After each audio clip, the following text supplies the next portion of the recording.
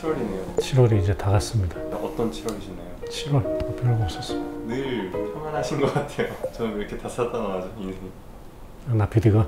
네. 이럴 땐 좀 어떻게 마음가짐을 해야? 다 지나간다. 아, 다 지나간다. 쉽게 되는 일은 없습니다. 점프하기 직전에 이렇게 일들이 많이 생기거든. 이제 점프하려고 하나 보다. 요즘에 댓글 좀 보시나요? 요즘 댓글이 거의 없는 것 같은데. 그러다가 좀 비난의 댓글을 한번 죄송합니다. 라벤더 스노우님, 바닷가가 살기 좋아요, 서울이 좋아요? 바다도 좋아하고 어릴 때 바다에서 자랐으니까 추억들이 많죠. 근데 바로 옆에는 산이나 숲이 있는 게 훨씬 더 좋아요. 둘 중에 하나 선택하라면 저는 숲을 선택합니다. 바다는 좀 딱 가가지고 보면은 되게 좋은데 조금 지나면 바닷바람도 있죠. 뭔가 이게 끈끈하잖아요, 그죠? 그리고 물이라는 게 파란 물을 계속 보고 있으면 뭔가 좀 약간 외로워지고 뭐 이런 게 있는 것 같아요. 그래서 숲이 더 나은 것 같아요. 그래서 저는 부산에서 살아봤고 서울에서도 살아봤는데 부산은 고등학교 때까지 살았고 대학원 이후로는 서울에 살았으니까 지금은 서울에서도 많이 살았죠. 박사님은 저층과 고층? 아주 고층은 저는 싫고 저층이 좋긴 한데 너무 저층보다는 한 10층? 10층? 네, 10층에서 15층 그 사이. 저층인가요? 10에서 15가 저층인가요?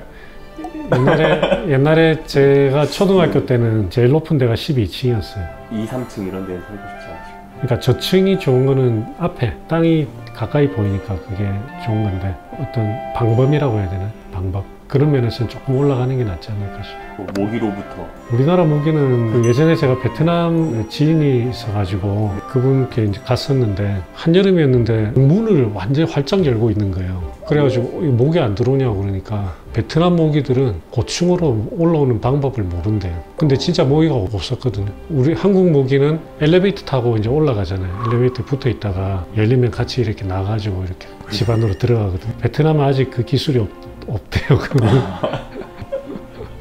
어쨌든 저는 근데 바닷가가 살기 좋아요, 서울이 좋아요. 저는 예전에는 막 산 이런 자연 이런 데 살고 싶다 이런 생각을 했었는데 제가 스스로 더 이렇게 잘 알게 되면서 느끼는 거는 저는 그런 스타일은 아닌 것 같고 도심에 살아야 돼요. 도심. 박사님의 추천 영화도 궁금합니다. 제 추천 영화 일단 몇 개 그럼 좀 이야기해 볼까요? 레볼루셔너리 로드 봤나? 레볼루셔너리 로드. 이거 안 봤구나. 명작입니다. 빌리 엘리어트. 이거는 당연히 봤겠지. 한번. 빌리 엘리어트 안 봤어요? 네, 빌리. 인생은 아름다워. 이거 봤겠지.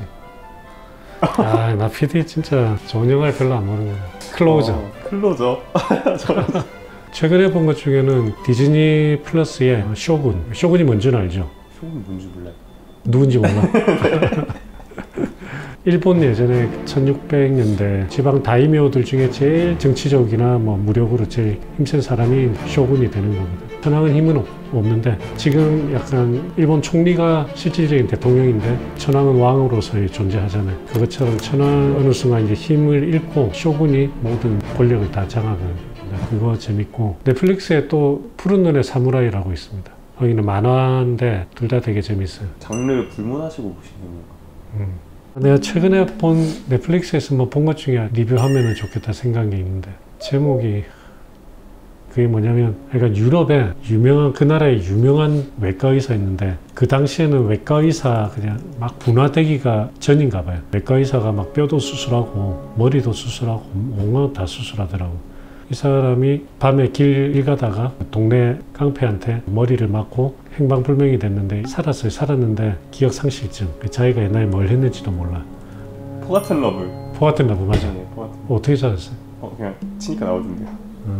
그래가지고 어느 마을로 흘러 들어가고 촌마을에. 그 촌마을은 그 당시에 의사가 너무 귀해가지고 거기는 병나면 다 죽는 거예요. 이 사람이 거기 갔는데 자기도 의사가 아닌 걸로 알고 있는데 막 사람들이 다치면은 이 사람 막 고쳐주는 거예요. 다리가 마비가 됐는데 이 사람이 뭘 정과 끌로 뭐 빵 하니까 갑자기 걷고 막 이래. 말이 안 돼. 말은 안 되는데. 그냥 그는 아주 재밌었다기보다 옛날이라고는 하지만 우리가 지금 의료가 접근성이 되게 좋잖아요. 의료의 접근성이나 이런 것들이 떨어지면 어떤 일이 일어날지 옛날에는 그랬을 테니까 실제로 앞으로 우리한테 또 올지도 모르는 의료에 대한 상황을 보는 게 정말 흥미로웠어요. 박사님께서 쓰시는 베개 어느 브랜드 제품인지 다른 영상에서 공유한 적이 있나요? 구입해본 베개들이 다 맞지 않아서 몇 번이나 깨곤 해요. 알려주신다면 감사합니다. 저는 라텍스 베개 쓰는데 이렇게 곡선 있는 거. 회사명은 제가 지금 모르겠는데 그거 제가 집에 가서 보고 나피디한테 알려줄 테니까 자막으로 달아주세요. 제가 쓰는 거 좋아요. 저는 되게 만족스러워요. 그래서 여행 갈 때도 가끔 가지고 갑니다. 학회나 이런 데 가면 아무리 호텔로 가도 이 베개가 되게 푹신한데 들어있는 게 별로 없어갖고 이렇게 하면 훅 꺼지잖아요. 그게 되게 불편하더라고요. 베개가 불편해서 이렇게 잠이 외국 나가면 만족스럽지가 않아요. 경비골 골절 수술 후 비골 부분에 문지르면 발등이 찌릿찌릿한 증상인데 고칠 수 있는 건가요? 아마도 비골이 이쪽 어디 부러졌을 가능성이 있어요. 그래서 비골 신경이 페로니알 러브거든요. 두 가닥으로 나뉜다고 그랬잖아요. 슈퍼피셜, 딥. 그래서 피부 바로 밑으로 가는 비골 신경이 있고 근육 깊숙하게 들어가는 게 있거든요. 근데 피부 위쪽으로 가는 게 이렇게 지나가요. 이렇게 피부 밑으로 이렇게 지나가거든요. 그래서 그쪽이 아마 다쳐가지고 속에서 나오면서 엉겨 붙었을 가능성이 있어요. 흉터 조직들하고. 그러니까 그렇게 톡톡 치면은 신경이 자극받으니까 찌릿찌릿한 건 발등 쪽으로. 그래서 그거는 시간이 충분히 지날 때까지 좀 기다려 보시고, 그래도 그런 게 이제 계속 너무 불편하고 안 좋다 그러면 신경 유리술 같은 거 해볼 수 있죠. 신경을 찾아가지고 유착을 풀어주는 거예요. 손가락이 짧으면 키가 안 크나요? 이게 일리는 있는 것 같아요. 저도 이게 과학적으로 뭔가 데이터나 논문이 있는지는 확인 안 해봐서 모르겠는데 챗GPT한테 물어볼까요? 물어봅시다. 진짜요? 네. 챗GPT한테 물었더니 손가락 길이와 키의 관계에 대한 명확한 과학적 증거는 없습니다. 일반적으로 손가락 길이와 키는 각각 유전적 요인에 의해 결정되지만 서로 간에 직접적인 연관성이 있다고 확립된 연구는 없습니다. 몇몇 연구에서는 손가락 길이 비율, 특히 2D 대 4D, 두 번째와 네 번째 손가락 길이 비율. 나는 두 번째가 기네. 나피디는? 나는 두 번째가 긴데. 나피디는 네 번째가 기네. 그럼 네 번째가 길어요. 오.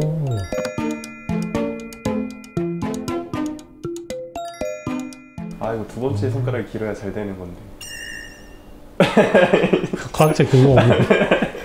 근데 그냥 우리가 직관적으로 느껴지는 거는 긴 사람들이 키가 더 큰 경우들이 많은 것 같긴 한데, 그죠? 어쨌든 모르겠습니다. 개방성 골절이 되면 어떻게 소독하나요? 인체 내부를 빡빡 씻을 수도 없고. 빡빡 씻습니다.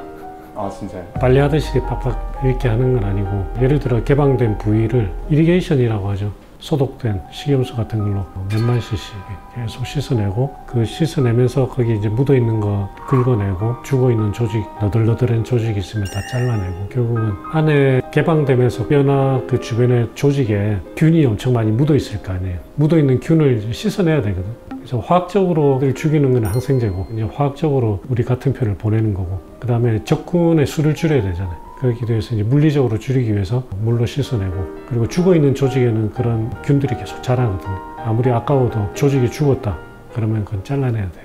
그걸 넣고 씻는 건가요? 가능하면 노출시켜 놓고 씻어야죠. 잘 보이게. 하얀색이 뼈색이 하얗다 그러면 어떨 것 같아요? 약할 것 같아요. 골밀도가 약하다. 아니 예를 들어 6개월 전에 개방성 골절이 있었어요. 근데 뼈가 잘 안 붙어. 그래서 무슨 검사를 일단 했어요. 하고 열어서 봤는데 우리 뼈 보면 약간 불구스름한 끼가 돌거든요. 베이스는 희고 약간 베이지색인데, 밝은 베이지색. 근데 거기에 약간 붉은 끼가 살짝 돌아요. 근데 열어서 봤더니 일부 구간에 붉은 끼가 없고 그냥 딱 하얘. 그건 어떤 뼈일까요? 나온 뼈. 응? 새로 나온 뼈.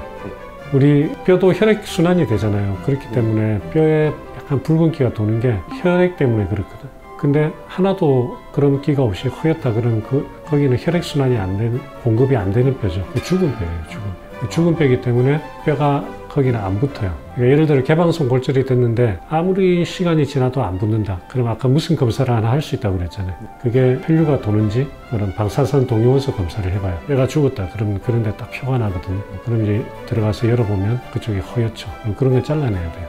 아, 오히려. 왜냐하면 혈액이 안 돌기 때문에 그거는 안 붙거든요. 아무리 오래 그냥 놔둬도. 신기하네. 하얀색일수록 건강한 뼈일 줄 알았는데. 얼굴 창백해지는 게 핏기가 안 도는 거잖아요.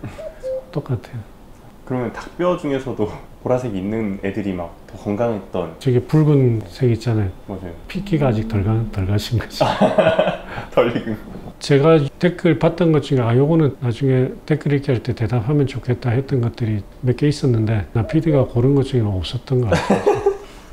박사님 좀 잡힌 일정 같은 게 좀 있으신지. 8월 달에 뭔가를 합니다. 제 개인적으로. 그건 알려줄 수 없어요. 그리고 9월 달에는 골연장 변형교정 학회 글로벌하게 가장 큰 학회 2년에 한 번씩 열리는 세계 학회입니다. 근데 그게 올해 베이징에서 열리는 거예요. 그래서 거기 베이징 학회 이번에 가고 그 다음에 베이징 또 다른 학회에서 초청을 또 받아가지고 거기에 또 가서 강의를 할 것 같고 그리고 10월 달에는 한국 학회 골연장 변형교정 학회에서 HSS의 로즈브르 선생을 초청했거든요. 그리고 12월 달에는 제가 고등학교 가가지고 고등학생들한테 꼰대 소리 하러 갑니다.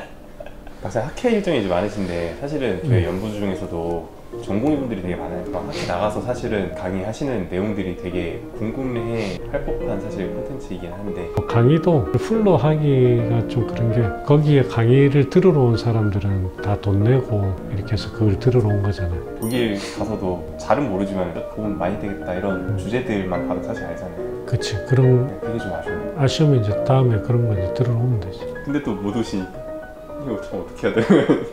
그런 게 인생이죠. 예.